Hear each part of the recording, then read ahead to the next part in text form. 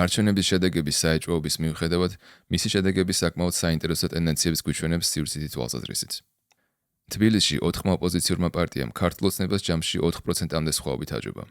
საარჩევნო უბნების მიხედვით ხმების განაწილების შედეგებს თუ შევხედავთ, რამდენიმე გამონაკლისის გარდა პოლიტიკური პოლარიზაცია მტკვრის სანაპიროებს მიუყვება.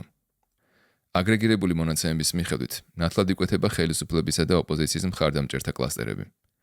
მარჯვენა სანაპიროს ცენტრალურ უბნებში, გლდანში და შედარებით უფრო მცირე მასშტაბით ნავთლუღსა და კვარკეთილში თვალში საცემია ოპოზიციის მომხრე კონცენტრაცია.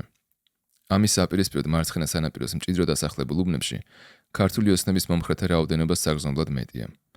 გარეუბნებში და სააგარაკო დასახლებებშიც ოცნების მომხრეები არიან მრავლად.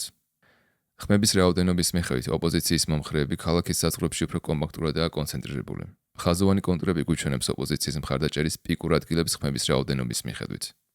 ოპოზიციისგან განსხვავებით ხელისუფლების მხარდაჭერა სივრცეში უფრო გაშლილია. მათ ცენტრალურ უბნებშიც საკმაოდ მაღალი რაოდენობის ხმები მიიღეს, როგორც ამას მწვანე ფერის კონტურები გვიჩვენებს. თუმცა ამ არეალებში ეს მაინც არ აღმოჩნდა საკმარისი გამარჯვებისთვის. სამაგიეროდ იმ უბნებში, სადაც შედარებით ნაკლები რაოდენობის ხმა მიიღეს, ოპოზიციას მაინც საგრძნობის სხვაობით მოუგეს. ეს ამ უბნებში ოპოზიციის ძალიან დაბალ რეიტინგზე მიუთითებს.